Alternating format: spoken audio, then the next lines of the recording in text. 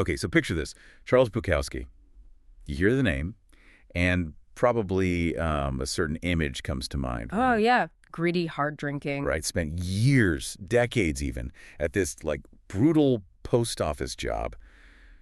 Constant rejection as a writer. Pretty much the definition of an underachiever. Yeah. Maybe even a lout, as our source puts it. Yeah, the source paints a really stark picture. A chronic gambler drinking everything away, passing out on the floor. Not exactly your typical, motivational poster story. Not at all. And yet, somehow, the story goes he hits 50 after all that failure and gets this break. A small publisher, Black Sparrow Press, they take a chance on him, this drunk loser. Right. And what does he do? Quits the job, holes up, and apparently just bangs out his first novel, Post Office, in like 3 weeks. 3 weeks. And boom, success. Millions of books sold. Eventually, he becomes famous. And, well, on the surface, that feels like the classic story, doesn't it? The one we hear all the time. Never give up, keep trying, believe in yourself. The underdog finally makes it. It totally feels like that. But here's the twist, the real head-scratcher that kicks off our deep dive today. On Bukowski's actual tombstone, just 2 words are carved there. Don't try. Don't try. Yeah, don't try. After a life that, well, looked a lot like not trying in the usual way and then finding success writing about that exact life, his final message is, don't try. It's wild. And that epitaph, that's the starting point for the chapter excerpt we're digging into. It uses Bukowski's story to really challenge a lot of the standard advice we get, about success, self-improvement, even happiness. Okay, so that's our mission for this deep dive then. Let's really try to unpack this don't try idea. What could Bukowski possibly have meant? And according to this source we're looking at, why might chasing happiness the way we're usually told actually make us miserable? Right. And what does this perspective say really matters if you want to live, a good life? Let's start with Bukowski himself. Yeah. How does the source make sense of this paradox, the failure who succeeded with don't try? Well, the book argues pretty strongly that his success didn't come because he suddenly decided, okay, time to be a winner, or followed some, 7-step plan for self-betterment. So it wasn't about trying to become some idealized version of himself, the version he maybe thought publishers wanted? Not according to this view, no. The success, the book suggests, actually came from fully accepting himself, just as he was, loser label and all.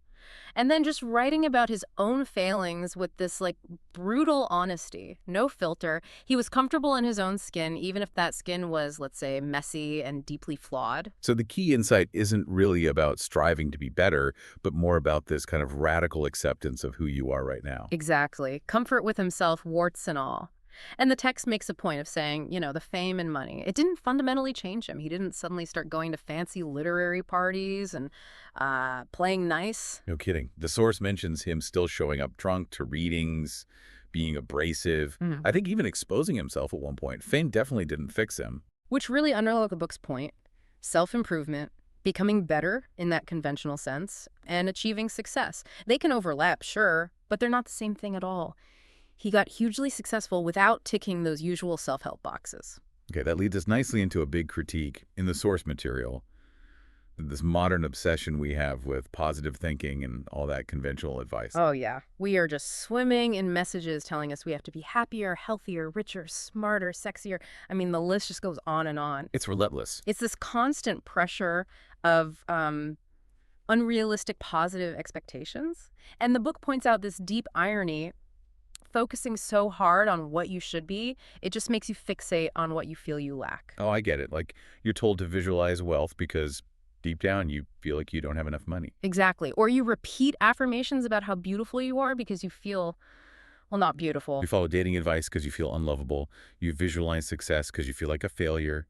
Right. And the more you try to hammer home these positive ideas, the more you're just reminding yourself of the gap, of the fact that you feel you aren't those things already. Because, like the source says, if you were genuinely happy, you wouldn't need to stand in the mirror chanting, I am happy. You'd just be happy. Yeah. The book uses this great saying from Texas, apparently. The smallest dog barks the loudest. Yeah. People who are genuinely confident, genuinely rich, they don't need to constantly broadcast it. This intense desire to prove something or to attain something positive, the book suggests, often comes from and actually reinforces that feeling that you lack it in the first place. And, well, it's pretty obvious who benefits from us constantly feeling like we lack something, isn't it? Oh, absolutely. Media, consumer culture, basically anyone trying to sell you something. The source is pretty blunt. There's a huge economic incentive to keep us feeling inadequate, to keep pushing us to give a fuck about everything. You need the new TV, the better vacation, the perfect lawn thingy, the right selfie stick. Exactly, because giving a fuck about more stuff usually means buying more stuff. Makes sense. But the core problem from this perspective is that giving too many fucks, especially about things that are kind of trivial or superficial, it's just bad for your mental health. It traps you chasing things that don't really satisfy you deeply. So the key is what? Giving fewer fucks. Giving a fuck about less, yeah. Learning to focus your limited energy, your limited fucks, only on what feels true, immediate, and genuinely important to you. This idea of focusing your fucks, Yeah. it leads into something the source calls the feedback loop from hell. And I think probably everyone listening can relate to this. Definitely, it's that horrible spiral, right? You get anxious about something, maybe a presentation at work. Okay. And then you start feeling anxious about the fact that you're feeling anxious. Like, oh, God, why am I so anxious? This is terrible. And boom, you're even more anxious. Where you get angry about something someone did, but then you get angry at yourself for being angry. Like, I shouldn't let this get to me. Right. Or you make a mistake, feel guilty, then feel guilty about feeling guilty. You feel sad and lonely, and then you beat yourself up for feeling sad and lonely, which just makes you feel... More sad and lonely. Yeah. It's this uniquely human thing, isn't it? Yeah. We can have thoughts about our thoughts. That's what allows this loop. And the source argues that modern life, with social media showing everyone's highlight reel, makes it worse. Mm-hmm. It makes us feel like having any negative feeling is somehow, like, wrong or a sign we're failing. Exactly. You know, compare it to maybe your great-grandpa back in the day. If he felt like crap, he might just think, well, this is a lousy day, that's life, and, you know, get back to whatever he was doing. Yeah, just accept it as part of the deal. Whereas now you feel bad for 5 minutes, you scroll through Instagram, see everyone else seemingly having the best time ever, and you start thinking, what's wrong with me? And that feeling, the feeling bad about feeling bad, that's the core of the problem, according to this book. Precisely. Right. And that's why this idea of not giving a fuck, used in a very specific way, is presented as so powerful. It's not about ignoring the initial feeling. It's about not giving a fuck that you feel bad. So you interrupt the loop.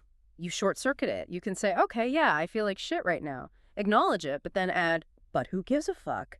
You start piling on that second layer of judgment, that self-hatred for just having a normal human negative emotion. The book kind of frames this as a modern epidemic, especially in places where, you know, basic survival isn't the main struggle anymore. Right. Our crises are often more existential or emotional or spiritual. Because we have so many choices, there are just infinite ways to compare ourselves and feel like we're coming up short. Infinite ways to feel inadequate. Which brings us to another concept the source pulls in, this idea from the philosopher Alan Watts called the backwards law. Yeah, this one's a bit of a mind bender. The basic idea is the desire for more positive experience is in itself a negative experience. Okay, wait. Wanting good things feels bad. Well, think about it. The wanting, the striving, the craving for something positive highlights the fact that you don't currently have it. Right. So the experience of wanting is often one of lack, of dissatisfaction. Okay. And then, conversely, the acceptance of one's negative experience is itself a positive experience. So wanting to be happier makes you feel less happy because it focuses on the lack. But just accepting that you feel kind of crappy right now, that can actually make you feel better. That's the paradox the source is getting at. The more desperately you chase the positive, the more you reinforce the feeling you don't have it. You want wealth, you feel poor, you want to be sexy, you feel ugly, you desperately want happiness, you feel lonely and lacking, you strive for enlightenment, you feel shallow. It reminds me of that Albert Camus quote the source mentions. You will never be happy if you continue to search for what happiness consists of. Exactly. It all loops back to Bukowski on his tombstone. Don't try. Okay, but here's the big question, the one I bet a lot of people listening are thinking right now. Hold on. If I stop caring about my goals, you know, getting that promotion, losing the weight, buying the house, don't try, just mean giving up. Won't I achieve absolutely nothing? That's a super valid question, and the source tackles it head on. It offers this counterintuitive observation. Think about your own life for a second. Haven't you noticed sometimes that when you care less about achieving something, when you kind of let go of that desperate need for a specific outcome, you actually do better? Yeah, maybe. Like you totally bomb the first few job interviews you really want, but then you walk into one you're kind of meh about, totally relaxed, and you nail it. Right. Or you spend years desperately looking for a relationship, then you finally decide to just focus on yourself, and bam, someone amazing walks into your life. Okay, I see that. It's like the backwards law working in reverse. If chasing the positive creates the negative, maybe, just maybe, embracing or accepting the negative somehow generates the positive. Whoa. Okay, that sounds even weirder. Give me some examples from the book. Sure, the source lists quite a few. Think about physical health. The pain you endure pushing yourself in the gym, that leads to better health and energy. Right. No pain, no gain. Exactly. Or in business. Enduring the stress and the pain of failures, that often leads to crucial understanding and eventually success. Okay. Being willing to be vulnerable, to share your insecurities, which feels negative and scary, that paradoxically builds deeper connections and confidence. The discomfort of having an honest, maybe difficult confrontation with someone, that builds trust and intimacy in the long run. Facing your fears, suffering through anxiety, that's how you build real courage. So the argument is basically that anything truly worthwhile requires grappling with some kind of negative experience that's tied to it. Yes. The source is really emphatic about this, trying to avoid the negative pain, struggle, failure, embarrassment, whatever. It doesn't work. In fact, trying to avoid suffering is its own kind of suffering. Denying failure is a form of failure. Hiding from shame is shameful. Pain, the book argues, is just woven into the fabric of life. You can't just rip it out without unraveling everything. And trying to avoid pain means you're giving way too many fucks about the pain itself. Exactly. But if you can somehow learn to not give a fuck about the pain, if you can accept it as part of the process of getting something you value, well, the book suggests that makes you pretty damn resilient, maybe even unstoppable.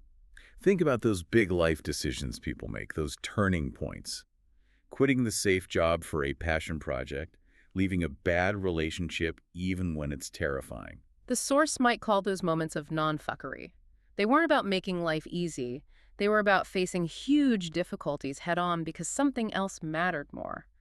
Taking action despite the fear, despite the pain. Okay, so it's clear that not giving a fuck isn't just being lazy or indifferent. The book must distinguish that, right? Absolutely. That's crucial. True indifference, that kind of cool, detached, nothing bothers me attitude. The book argues that's often just a mask. It's frequently a defense mechanism for people who actually care too much about what others think. How so? Well, genuinely indifferent people in this view are often just scared. They avoid making choices. They hide behind sarcasm. They don't want to rock the boat because they fear the consequences, the judgment. They give way too many fucks about opinions, so they pretend not to care about anything. So they're not comfortable with standing out or being different. Exactly. And here's a core truth the source points out. Biologically, psychologically, you have to give a fuck about something. We're wired to care. The real question isn't whether you give a fuck. It's what you consciously choose to give your fucks about. And just as importantly, how you choose not to give a fuck about the stuff that ultimately doesn't matter. The book uses that example of the author's mother getting defrauded. Right. Her reaction wasn't indifference at all. Not one bit. It was righteous anger. She gave a massive fuck about justice, about what was right, but she showed non-fuckery by not giving a fuck about how difficult the fight would be, or about annoying the person who ripped her off, or about looking unreasonable. Her values mattered more than the adversity. And that's what we tend to admire, isn't it? Not people who have it easy, but people who overcome challenges, who are willing to be unpopular for their beliefs, who can laugh off failure. Right. People who reserve their limited energy, their fups, for things that genuinely resonate with them. The source playfully lists stuff like friends, family, purpose, burritos. Got burritos. Apparently. And the paradox is, when you carefully choose what you give a fuck about, people often end up giving more of a fuck about you and what you stand for. Because you can't please everyone anyway. Like the book says, if you matter to some, you'll be a joke to others. There's always going to be a load of shit, as the source bluntly puts it. Yeah, you can't avoid the shit. The goal isn't a shit-free life. The goal is finding the shit you actually maybe even enjoy dealing with. The problems you're willing to wrestle with because they're connected to something you value. Okay, that connects to another key subtlety then. To not give a fuck about adversity, you first have to give a fuck about something more important than that adversity. Precisely. That provides the perspective, the motivation. Like the example of the person arguing intensely over a tiny discount coupon at the store. Yeah, the elderly woman screaming about 30 cents. The source kind of wonders, why does she give such an enormous fuck about 30 cents? And the suggestion is, well, maybe it's because there isn't much else in her life right now that feels genuinely significant or fuck-worthy. So the trivial stuff expands to fill the void. That's the idea. If you find yourself constantly getting worked up about small irritations, someone's annoying Facebook post, the remote battery's dying again, missing a minor sale, it could be a sign. A sign that maybe you haven't identified or committed to things that feel truly important and meaningful in your life. The little stuff takes over your limited fuck budget. So finding something truly meaningful is actually presented as like the most productive thing you can do with your time and energy. Yes. Because if you don't consciously choose where your fucks go, the world, advertisers, social media, complaining relatives will happily choose for you. And they'll usually direct them towards things that don't really serve your deeper well-being. And the final subtlety the source brings up is you're always choosing what you give a fuck about. Yeah. Even if you don't realize it. Exactly. We're not born indifferent. Think about kids. They can have a total meltdown if their balloon is the wrong shade of blue. They give maximum fucks about everything. Too true. But maturity, the book suggests, is partly about learning, often through painful experience, that most things we freaked out about in the past, they don't actually matter that much in the long run. Passing trends, what casual acquaintances thought, temporary discomfort. It mostly fades. We hopefully become more selective. We learn to reserve our fucks for what's actually genuinely fuck-worthy. It reminds me of that great line from The Wire the source quotes, something about giving a fuck when it wasn't your turn. Yeah, that's what you get for giving a fuck when it wasn't your turn to give a fuck. Knowing when and where to invest your caring. That makes sense. And the book suggests that middle age often brings this weird kind of liberation through acceptance. You realize, okay, I'm probably not going to cure cancer or be a rock star. My identity gets clearer. And you naturally start focusing your energy, your fucks, on the things that are truly core, maybe family, close friends, a meaningful hobby. And paradoxically, that narrowing of focus, that acceptance of limits, is where a more consistent kind of happiness might actually lie. Exactly. Just like maybe Bukowski found his way by finally not trying to be someone he wasn't and just focusing on writing his truth. Okay, so pulling this all together then, what's the real takeaway message the source wants us to get from this whole don't try not giving a fuck philosophy? Well, importantly, it's not pushing for cold indifference or apathy. The main goal seems to be helping you clarify, for yourself, what you truly choose to find important and what you can consciously choose to let go of. And by doing that, it helps combat what the source sees as this major modern problem, this underlying belief that it's somehow not okay to feel bad sometimes. Right, which leads directly to blaming ourselves, feeling inadequate, and getting stuck in that miserable feedback loop from hell we talked about. So not giving a fuck, in the way the book means it, is really a tool, a way to reset your expectations and choose what genuinely matters to you. Exactly. It's presented as a path towards something the source calls practical enlightenment. Which isn't about floating on a cloud, I take it. No, not at all. It's about becoming fundamentally okay with the messy reality of life, accepting that suffering, failure, loss, regret, pain, even death is just part of the deal. It's inevitable. So accepting the inherent struggle. Yeah, and building resilience through that acceptance. The book is clear. It won't make your problems disappear, but it offers a way to maybe reframe them, to turn pain into a tool, trauma into a source of strength, and your current problems into, well, maybe slightly better problems, more meaningful problems. Problems you're willing to have because they're connected to something you value. Exactly. It's less a manual for avoiding suffering and more like a guide to suffering better, learning how to lose, how to let go, how to be honest with yourself about your values, how to trust your gut, how to give fewer fucks about the noise, and ultimately maybe how to just stop trying so damn hard to be perfect or to be someone you're not. It shifts the whole game from trying to dodge struggle to choosing which struggles are actually worth your time and energy. Choosing your battles, basically, and letting the rest go. So think about that. In this world that's just constantly yelling at you, telling you to care about everything, fix every little flaw, chase some impossible standard of better, maybe the most radical thing you could do is just pause. Yeah.